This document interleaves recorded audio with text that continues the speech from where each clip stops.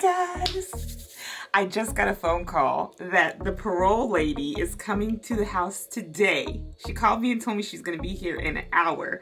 So I got to tidy up, get this house looking presentable so that they can come and inspect it so that they can come home to it. They have to approve the house, you know, which I have no doubt that they'll approve it. But still, I'm so excited. It means it's happening, y'all. It's happening.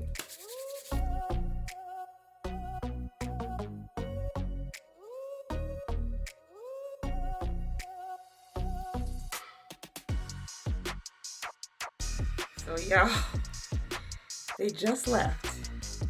It was cool. I mean, the lady, it was two of them. So it was like the CCS, who is going to be like his community something supervisor or something like that.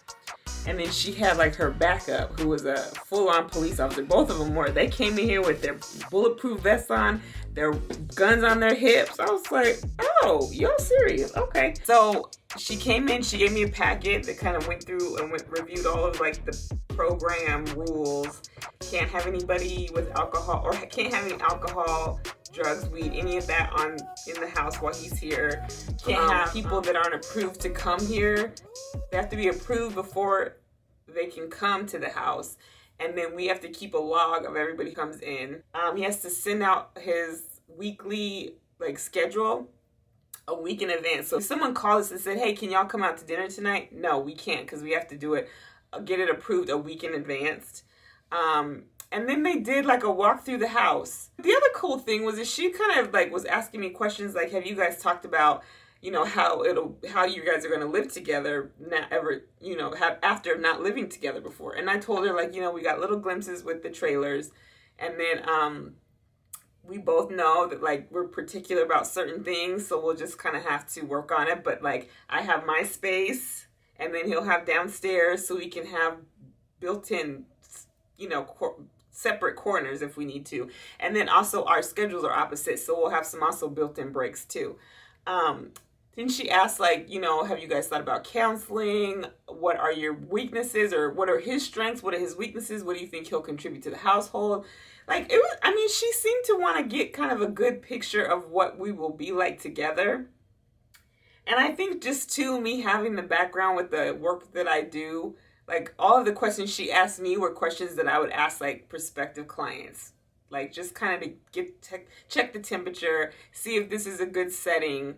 And then, like I said, they asked me the questions. We talked for about 15-20 minutes, and then they did the walk through the house. I came through and showed them all the rooms, took them downstairs. They looked at the yard. The one guy, he was just literally here for like backup. Like he was just in cop mode. He looked like a cop. He acted like a cop. He just stared at me like a cop. He didn't say a word. He was just here. And the whole time just hand on his hip with the, like, right on above, you know how they keep their hand right above the gun, which was kind of like, y'all are in the house, like, calm down. Bruh. He was definitely in cop mode, especially when they were looking around the house. I guess they thought someone could jump out and surprise them. I don't know. And I'm hoping that they do that because maybe it's happened before, so they're taking precaution, not just because they're coming to my house. You know, I don't think it was specific to me, but still, it was just a little like, and then thankfully, they didn't come in a police car. They came in a regular car. But then come in a regular car, and you have these two people jump out of the car with their full vests on, their blue suit, their gun on their hip. I was thinking, like, the neighbors. What are the neighbors going to think? I cannot wait to tell Babe this. He doesn't even know. He went to the dentist this morning for the first time ever. Literally ever. He said even when he was a kid, they never really went to the dentist. Back then, it just, I guess, wasn't a thing. Plus, he was military, and they didn't, unless there was something hurt, which is crazy to me, because I went every 6 months growing up. I can't wait to hear about his dentist appointment. I can't wait to tell him about what's gone on today. So they told us that the prospective date, which it keeps getting pushed back, she was like, well, it's around this date, and so within that week or the next, which will push it back 2 weeks from what we thought.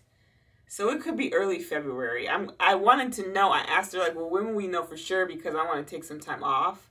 And she's like, once headquarters approves it, we'll let you know, and you'll be able to, you know, schedule it in advance. But he even has to get approved, like, the car he's going to drive. So I told her, she asked what his transportation requirement or his transportation ideas were. And I was like, well, the bus is really just down the street. But also, I'm working from home so he can use my car.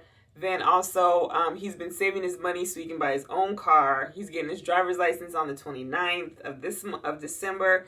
So she was like, oh, good. Sounds like you guys have a good plan. She kept saying that, like, oh, look, sounds like you guys have thought about this. Sounds like you guys are talking about this. And I told her, we were both open to counseling, had been looking into counselors just to kind of help us be proactive on things that might come up so that when they do, we're not like in this frenzy.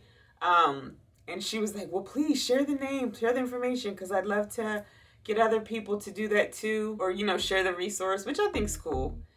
But yeah, I mean, what I can say, she seems very nice, very pleasant. She seems like she is, if you're cool and follow the rules and do what you need to do, she will be too. She has this, you can tell that if she needs to act a fool, she will. I mean, she's still a cop. But she didn't come in here with a chip on her shoulder. She didn't come in here with like point to prove, That's typically what you get. They're always just like, oh, you think you're gonna, and they just come in with this smug attitude and da-da-da-da, and she had none of that, which I was very grateful for. So it was a smooth visit. It was probably 30 minutes total. They were an hour and a half late. So I ended up missing my workout because when she called and was like, yeah, we'll be there at 11:30. I get done with my workout normally at 11 and don't get here until like 11:27. And I was like, oh, today would be the day. There's an accident or there's something going on, so let me just cancel. And then they still didn't even come. I could have been to my workout twice. So, but that's neither here nor there. We've passed on. We've moved on. And it's done, so I can tell him it'll be a sigh of relief for him. Like, as soon as they left, honestly, I instantly got exhausted just from like, it's done. So I can't wait to see what he's gonna say. I'm hoping he calls me here. He should be at work soon, so hoping I hear from him. But yeah, y'all, we're getting there. It's almost done. Thank the Lord. Bye, y'all.